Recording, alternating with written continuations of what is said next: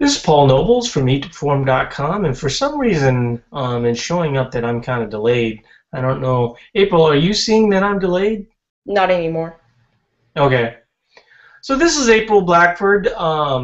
April is the forum administrator and pretty much the, um, I don't know, what do they call you? Like the macro queen, or what is it? They call me the macro whisperer. Oh, there you go. So the macro whisperer, April Blackford. April is actually going to be meeting with uh, really our whole team here in Minnesota this weekend. We're going to be at the Granite Games in St. Cloud, Minnesota, which is kind of a big deal for us. We're one of their primary sponsors, and we just figured it would be kind of a great event to work with. And so April, if you want to say hi to everybody, that would probably be a good way to start. Hi, everybody. Um, so we don't have any questions right now. Did we get any questions from the forum? Mm-mm. Um, so what I thought we'd lead with is the Instagram challenge that I was doing, and kind of how I did it, why I did it, and things of that nature, and why I cut it short. Um, So I started the challenge. The idea was that I would go from 180 to 170 in 10 weeks. Um, I was a week ahead of schedule for like the first 3 weeks.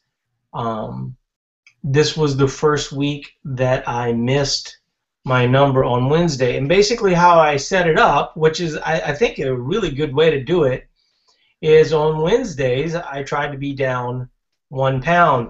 Now I was able to hit that 1 pound number on Wednesday at noon every single Wednesday except for last Wednesday, right?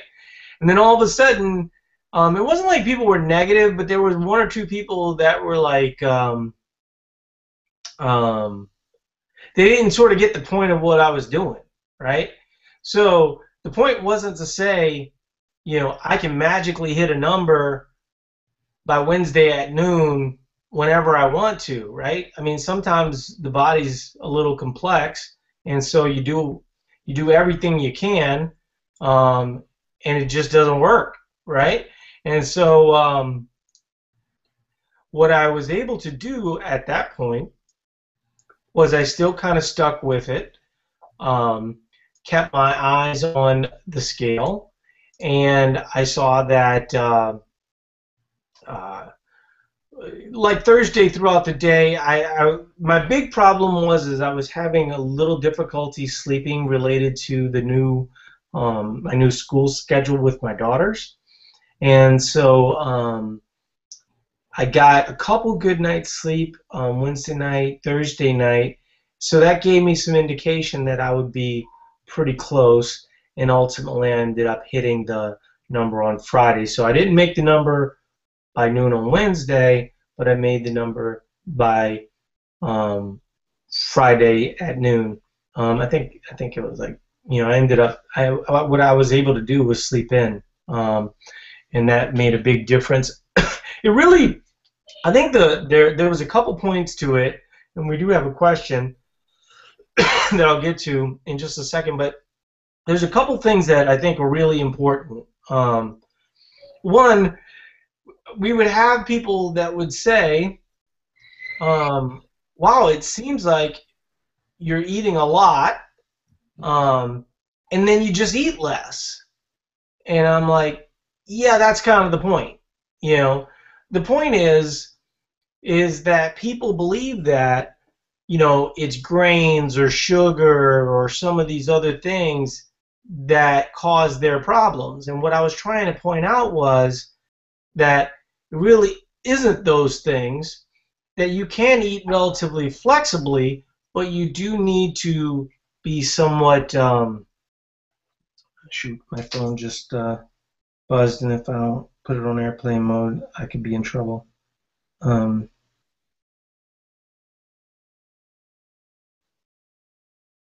Shoot, I don't know why. Sorry, you guys.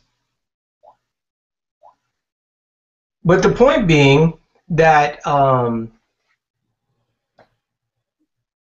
you do have to eat less, to lose fat at times. Now, a lot of people when they first start off Eat to Perform, I'm not a lot of people. I mean, I train fairly often. Um, some of the rules that you guys have, like for a lot of you, we're trying to get you to eat adequate food. And when you start to eat adequate food, a lot of you are going to add a lot of mass. Well, I've been doing this for 5 years, so I've kind of reached my potential, and everything from here on out is sort of slower. So if I want to like see some real gains of fat loss, the occasional going down is the way to go. But I ended up cutting it short. And one of the reasons why I cut it short was really important. It started to seem like it was going to be really hard, right? And so one of the things I was trying to do was to do it eating intuitively, more or less just kind of checking the scale. I did check the scale. I said this last week or the last seminar. I did check the scale sometime that night, and that gave me some indication whether or not some of the things that I was doing was working. That's not always the best for everyone. For a woman, she might hold water differently than maybe a man would.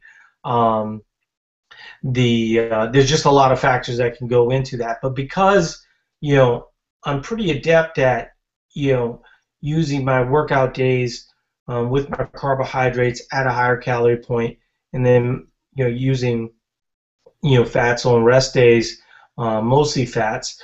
But, one of the things that I saw was as I got more aggressive, I wasn't seeing the kind of results that I was seeing early on.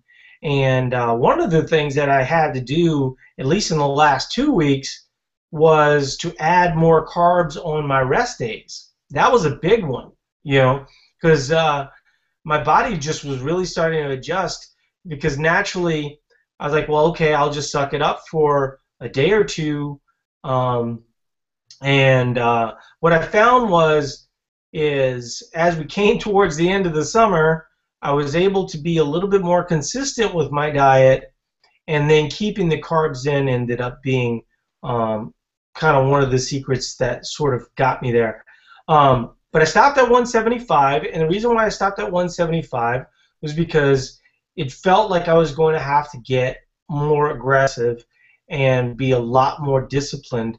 And one of the key tenets of Eat to Perform is there's no point in doing that, right? I mean, so there's no reason why, if I want to be at 170, and I kind of do, I sort of want to see how I feel at 170, that there's no reason I can't just stop at 175, reset, go back up to 3,000, and then come back for the next 5. Because as I showed, the first 5 pounds was really easy to take off. The only time it even got difficult was the last week.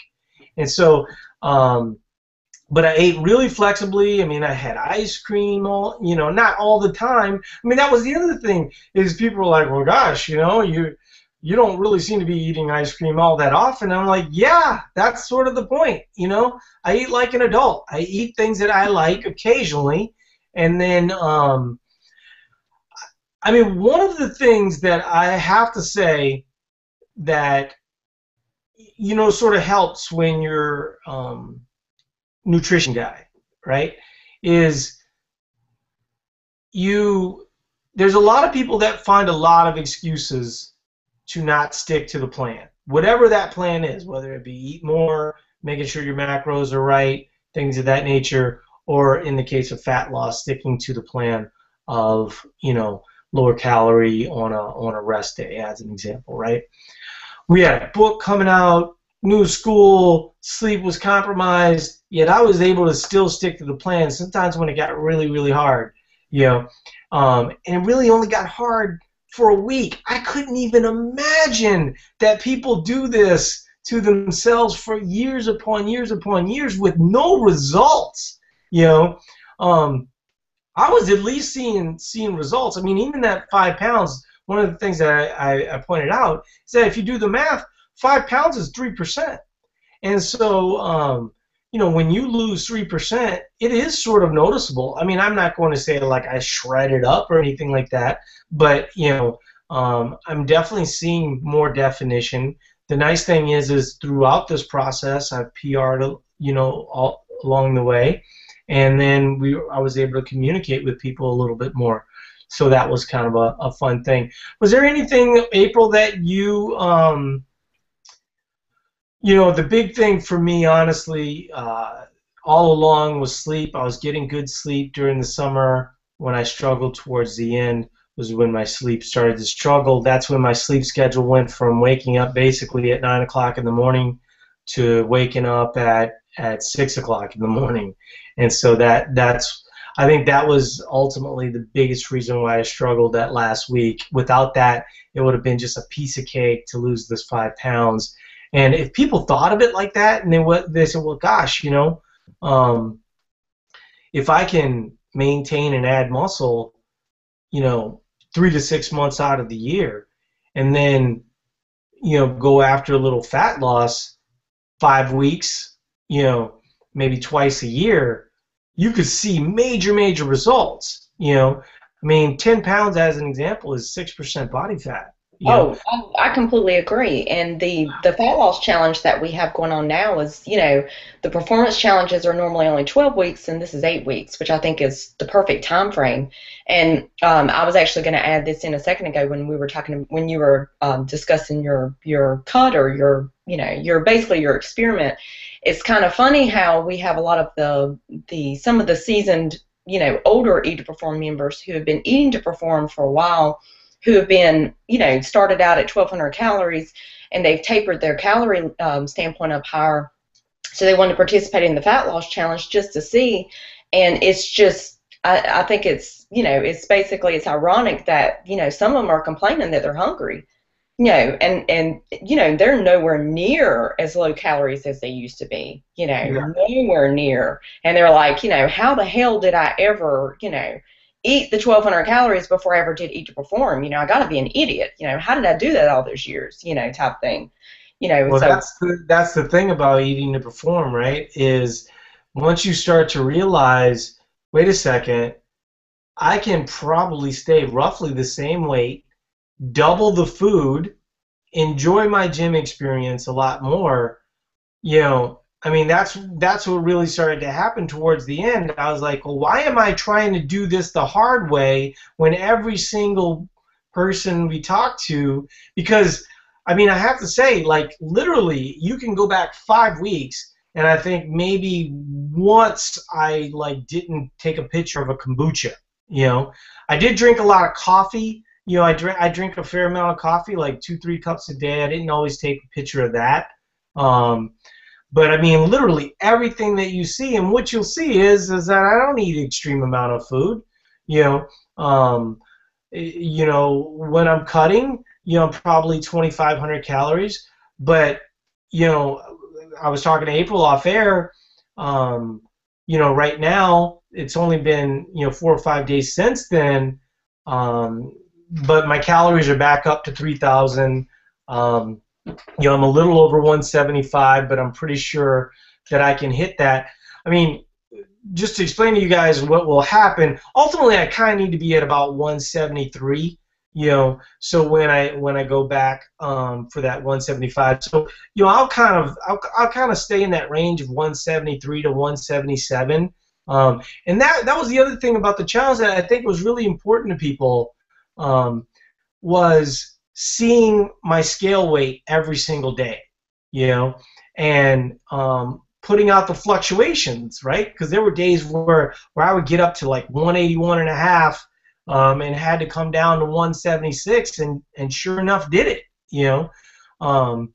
and I showed every single thing I was eating at that time, and I think that sort of surprised people, because they would think, well, like I mentioned, there were days where I would go low-ish carb, and I would follow that up by another day that was lowish carb, and that would just be a negative.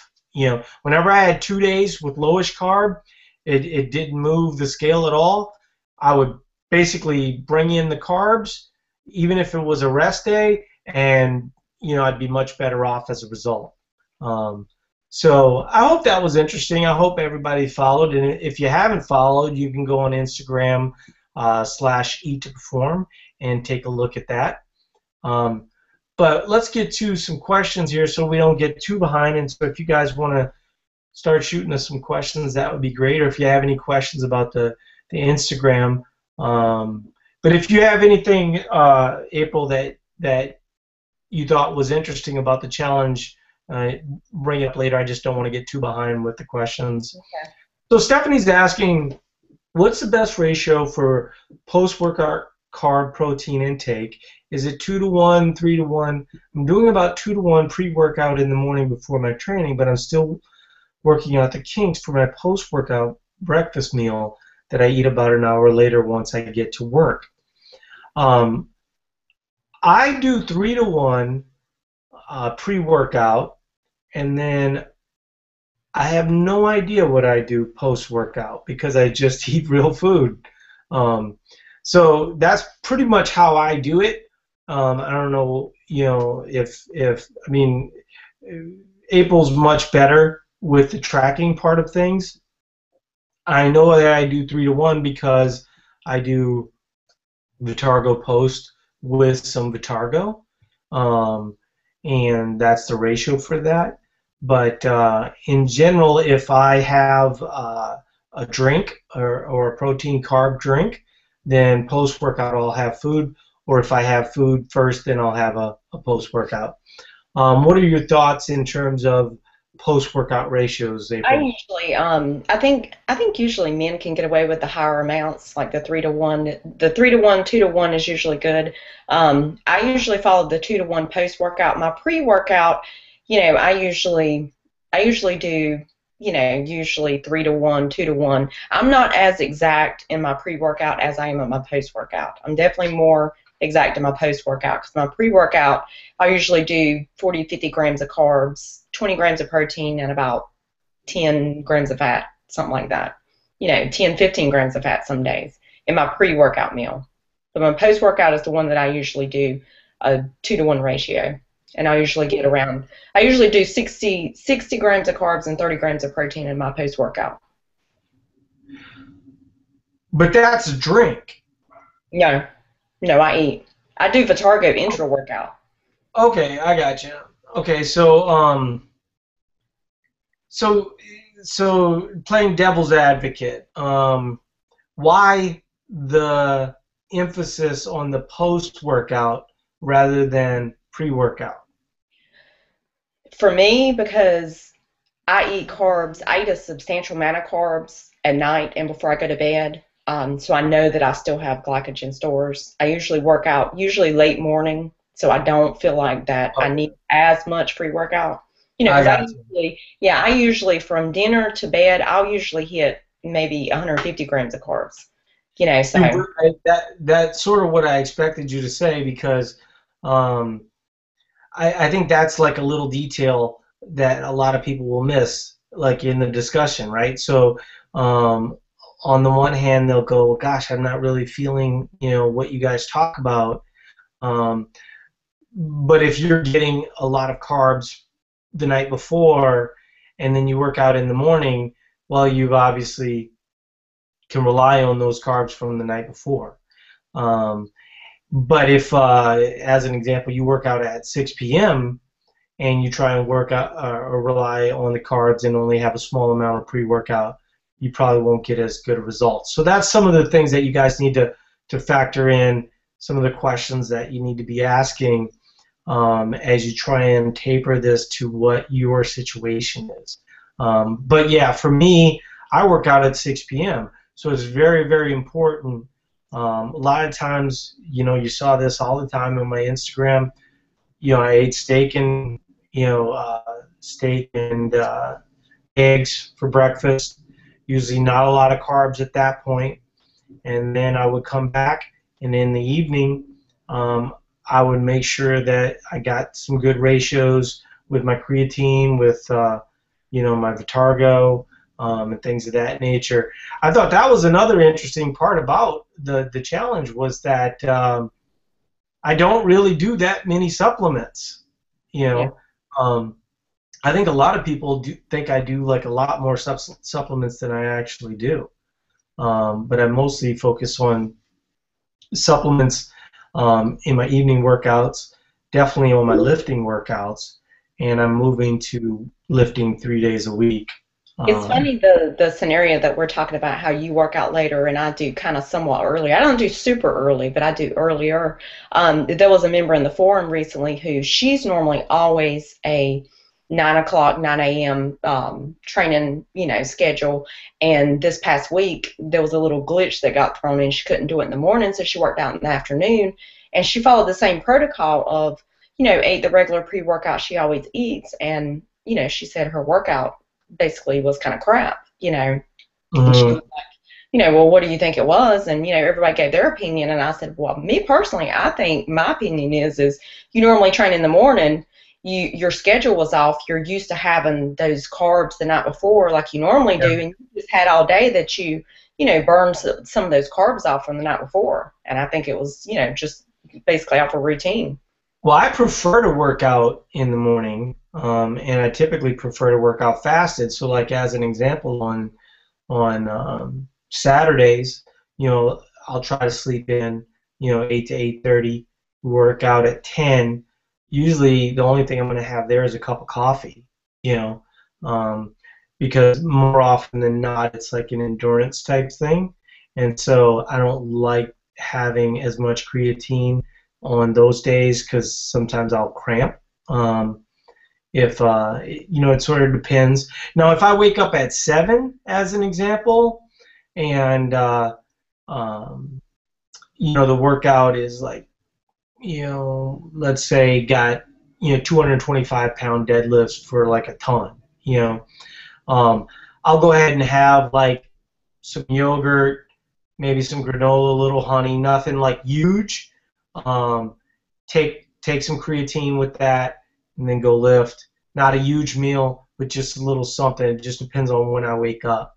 But if I had my druthers, I would not work out fasted. I just find that I work out better if I have a little something, not a huge something, a little something. Some people could probably get away with a huge something. It really is person dependent, and so you have to sort of play with that. Um, so James is asking, he's doing Highland Games on September 20th. The events start at 10 a.m. and should go until roughly 6 p.m. What would be the best way to stay energized throughout the day? Would be my first comp, so any advice would be great. Well, today's the 8th. We have an article up on the site, and you probably have to go to Google and just type in eatperform.com, and intraday workout. Uh, but basically, this is what it's going to tell you. Bring Vitargo. The two things that you would want to, if you don't have Vitargo, or you don't use like a waxy maize or something like that, you definitely want to get accustomed using that in the next 2 weeks before your event. You don't have to go crazy with it, but I like people to have the liquid nutrition option, because oftentimes they don't feel like they can eat real food. Now, if you feel like you can eat real food, go ahead, do it, right? But you have to be cognizant of that. But more important than anything is really not proteins. You're not gonna repair the damage that you're doing throughout the day. And the intraday workout article that we did it with Elizabeth Akinwale, and she did it right after she had won the regional last year, and she was very openly talking about the fact that Vitargo made the big difference for her, and she's just been really diligent about Vitargo.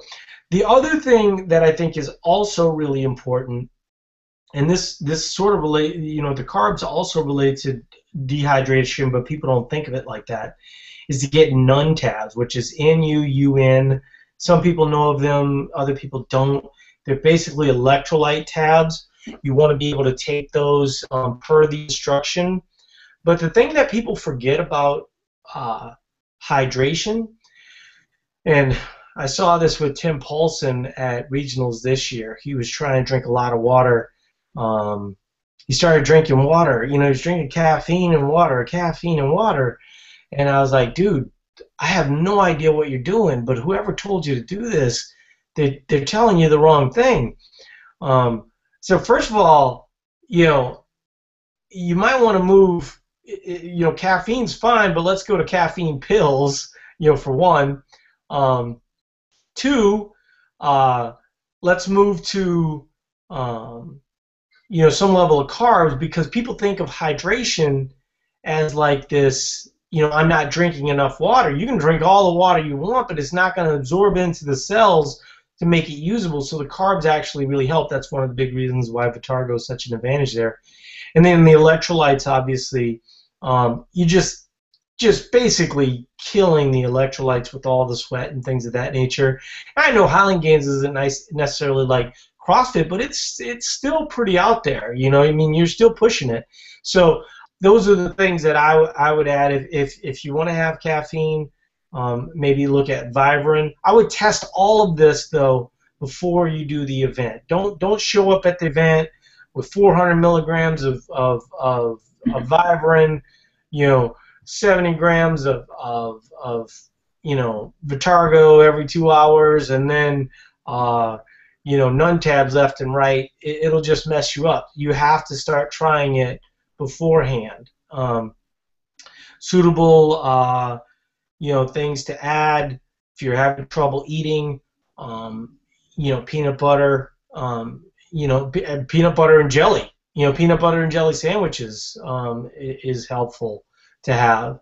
You know, you want to be able to get in food that's real easy to eat. You don't want to have like nuts and jerky and things like that. That stuff sits on your stomach. You want things that are real light, that your body can process real easily, and you can get in a bunch of calories. You know, I mean, peanut butter and jelly sandwich are like 400 calories. You eat two of them, you know, 1,000 calories. So it's, you know, that's where calories sort of work into your favor. Do you have any thoughts on that, April? I agree with what you're saying. Basically, you know, the key thing is start testing out stuff now. I definitely would not get aggressive with calories the day before. I know a lot of people before their competition, they'll usually kind of rest or take a lighter day the day before, and I would not get aggressive with your calories that day. You know, basically, you know, have a carb heavier meal the night, you know, the night before the competition. And then as you're going into it, whatever snacks that you have, you know, in between the breaks or whatever, I would definitely test it all out beforehand, you know, because if you don't normally eat, say, the peanut butter and jelly sandwiches, and you're like, oh, that sounds great, you know, and then you go in there and then you puke because you never tried it out because you don't know how you're going to react with it. You know, with Right. any, you know, that's, you know, never tried a new food or a new supplement if you know, on something that big.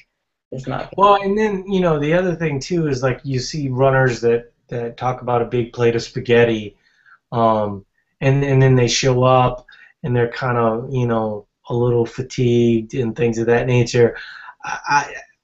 You know, I don't know what it is with pasta, but I'd much prefer people use rice noodles or rice. You know, if you saw the Instagram, you probably know that you know, there was a lot of pictures of Chipotle on there, and I think that's like perfect before competition because it's not like this huge amount of food, but it's just enough to kind of get you rolling. So if you have any follow-ups to that, James, hit us up. But I think we covered that pretty good. Jane's saying she really likes seeing the fluctuation in the scale because she's just starting off. I see the variation as I am about a week and a half into working up to my macros. Do I do control days on my rest days? Yes, you do control days on your rest days, and those, you know, are typically going to be lower fats. Lower carbs and then lower calories on those days. But initially you want to sort of play with what feels the most right. Um, I wouldn't necessarily panic if the scale is up, a little bit. Um, One of the things that you probably saw, and I mean, early on, it was like dead on, right? I'd work out because I was trying to eat close to 3,000, and I had to tape it down to about 2,500, so I didn't kind of dig too big of a hole. Because there was like the third week there, I can't remember. I mean, it was just like, just a whole bunch of stuff, family reunion, state fair, all these different things that had me eating like 3,000 calories probably 3 days out of the week. I mean, you just can't work out enough, to deal with a lot of that stuff, and then that just ends up being more stress than you need anyway, right? So I had to get a little too aggressive, and so that's how I knew that, really being at the 2,500 is probably the way to go. Now, that I'm eating a little bit more freely, I'll move back up to the 3,000. I'll make sure that I'm getting in. I mean, that was the funny thing. I hope everybody saw. On the days that I worked out, on the days that I squatted or deadlift, I was taking in rice, pancakes, Vitargo, all these carbs. You see the scale the next day, and it wasn't up. you know, um, for the most part, if you were following, the scale sort of stayed the same. I'd have one or two fluctuation days. Whenever I had, the pizza sometimes will kind of get to me because of the salt. And the garlic, I don't know, for some reason that salt and garlic combo always sent the scale up, but I never really panic about that. It's just drink a lot of water the next day and just kind of eat normal. But yeah, to finish that, and if you have any follow-ups, but the control days are just going to be lower calorie. I mean, there's probably pretty much what it looks like what you were eating previous to this. If you were eating, mostly paleo, that's what a control day looks like for me. And so there's no reason, if that's something that you already know works, stick with that. Just be mindful that if the scale isn't moving down, like your control days aren't really working and kind of getting rid of that excess inflammation, it might mean that you're too low on carbs, and so you add some carbs in, and that usually will make a difference.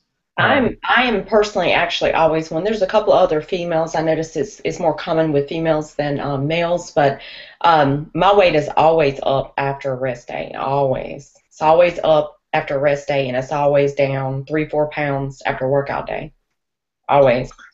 Yeah, I would say the good majority of the gains that I made were after deadlift days, where I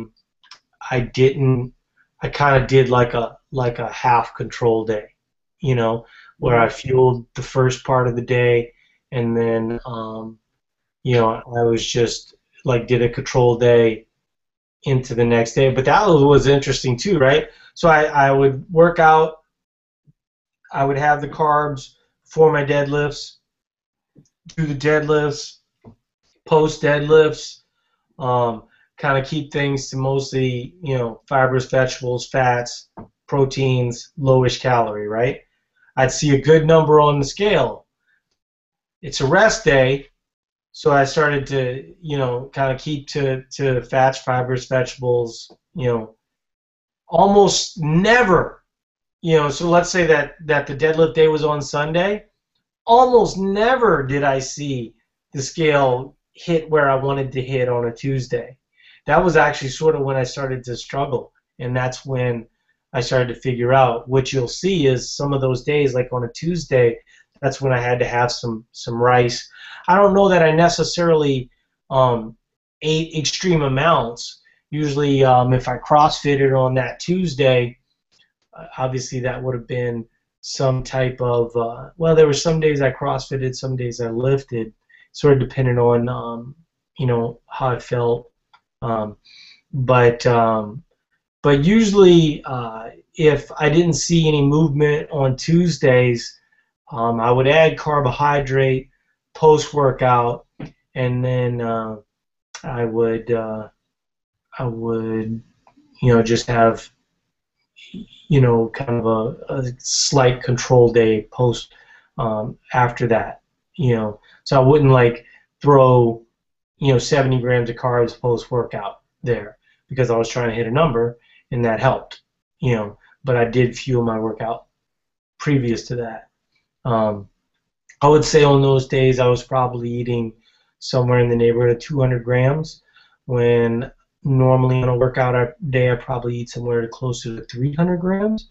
The lowest days, I was probably 100 grams, and that never felt right.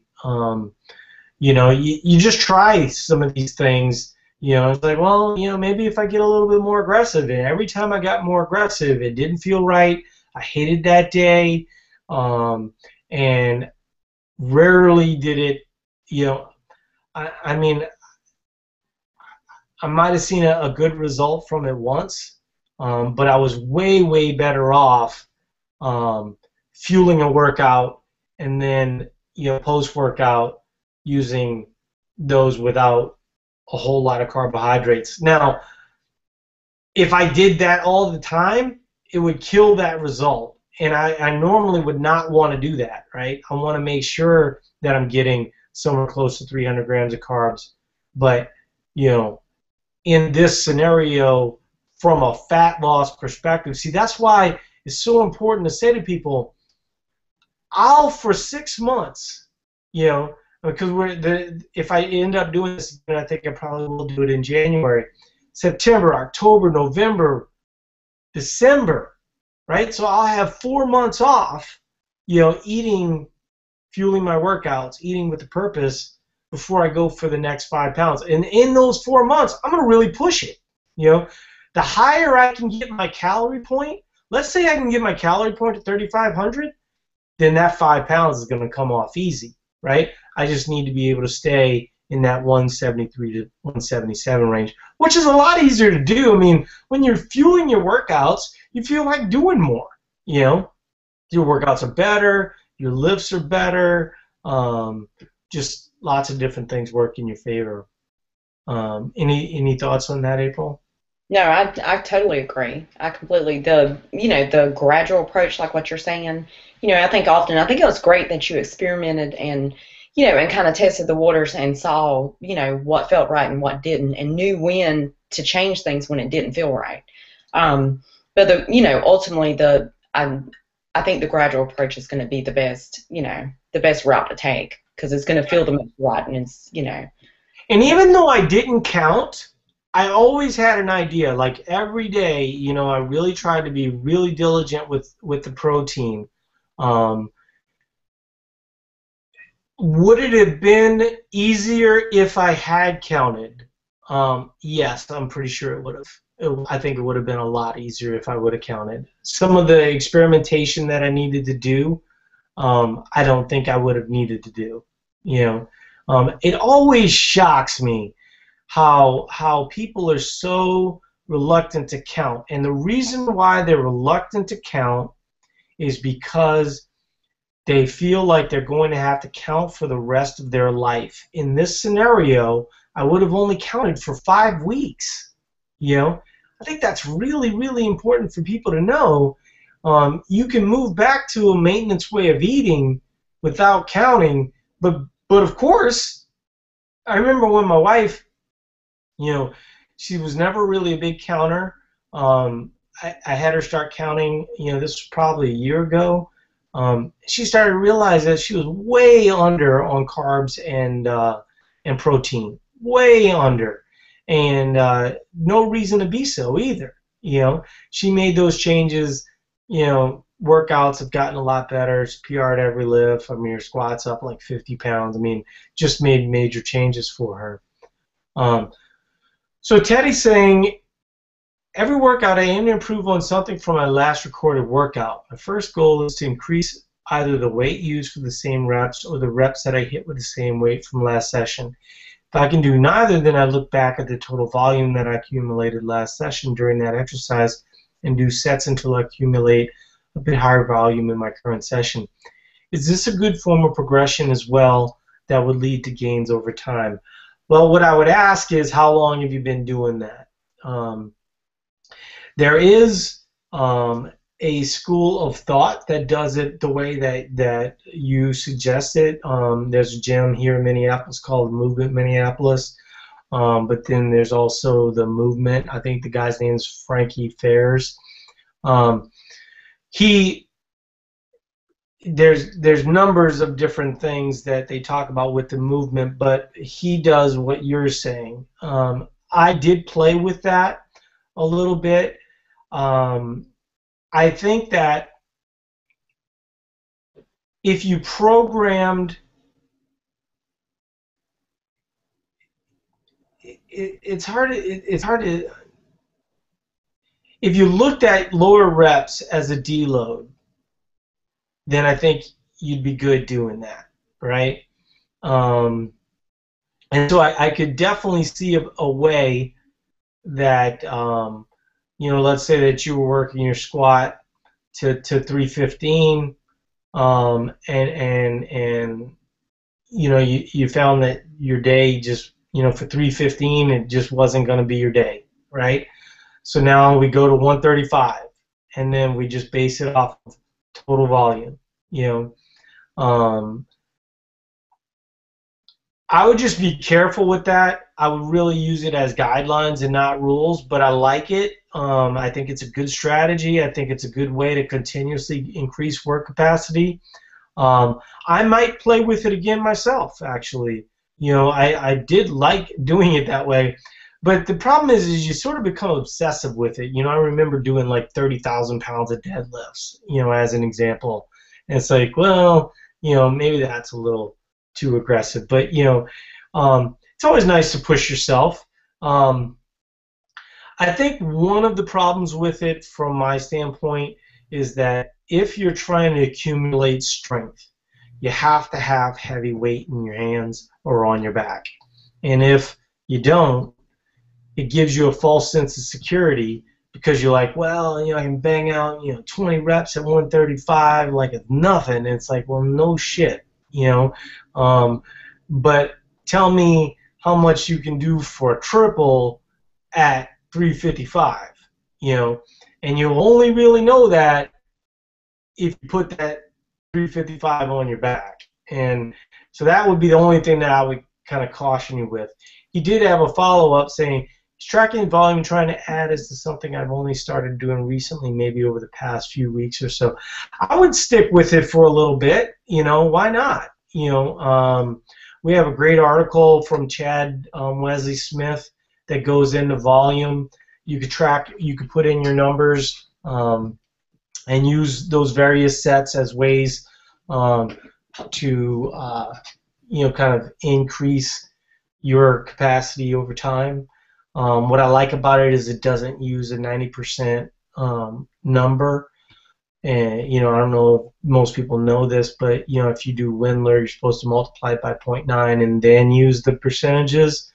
I kind of like the way that Chad does it, because he bases it off of just the raw number, And so, if you're keeping track, I think Photocracy, by the way, I haven't used it in a while, but that's usually kind of fun for tracking your workouts, and they do some stuff for volume. So I say stick with it, but I would say make sure that you're doing some heavy work and some speed work, and don't just get so focused on the total volume number, because honestly, if you do 15 at 405, it's just going to crush you, and you're not going to be able to throw in that volume. So, if, for instance, you start to struggle, you're doing 405, you were aiming for 15, you only got 12, and you want to throw in some down sets,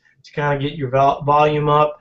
I'm okay with that. I don't know that I would get super crazy about that. There's just some days you have it and some days you don't.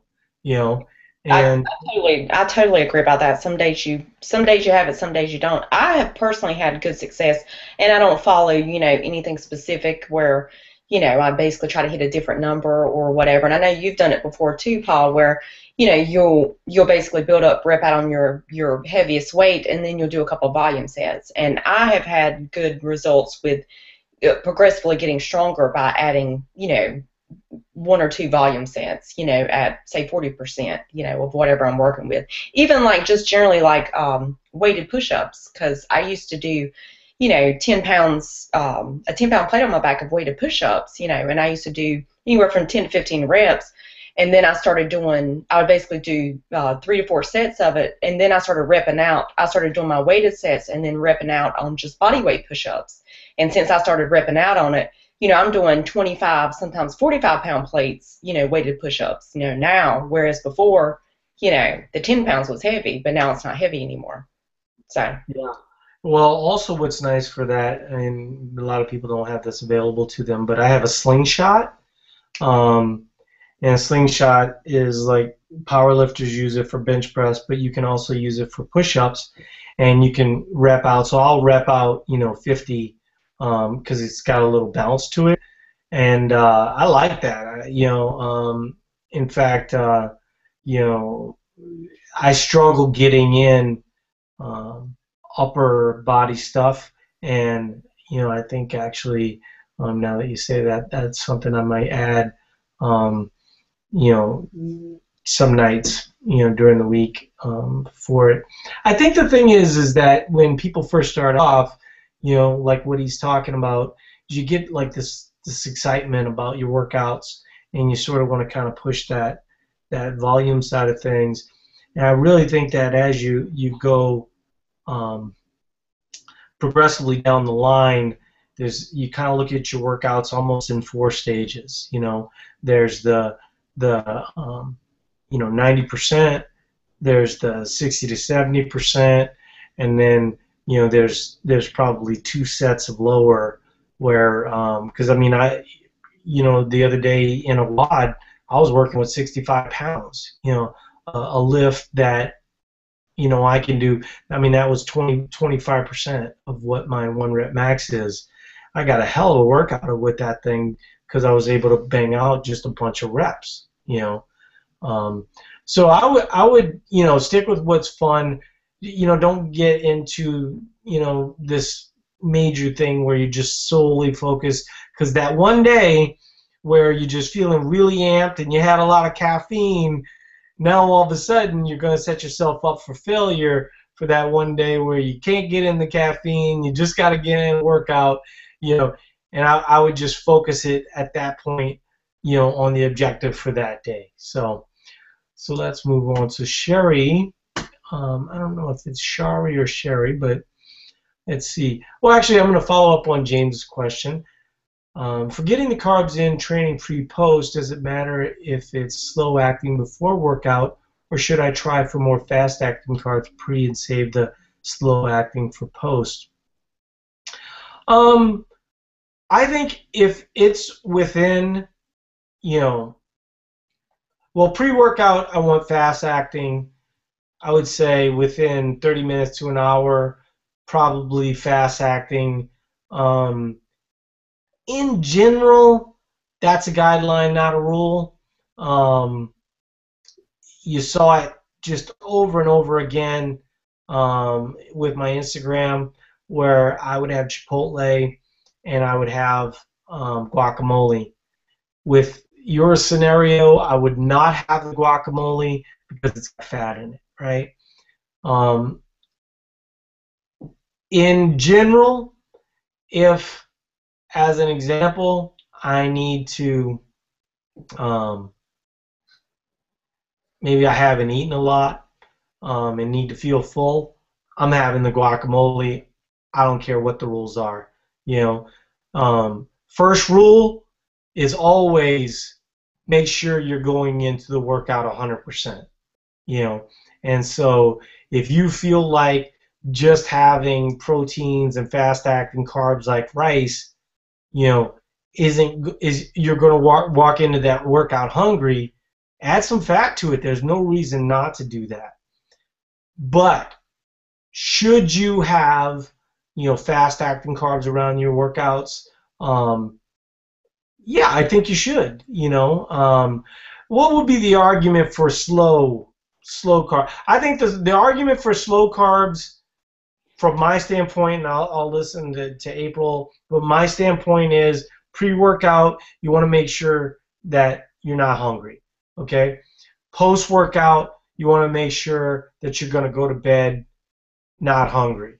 Right? Those are my only two factors. And so those are going to be the reasons why I would add fats in those scenarios. Give me some of your scenarios and what you think is important, April. I think it's dependent upon the time that you train, but also dependent upon how much time he has before he works out. If he wants to eat something a couple hours before, I think slow works well.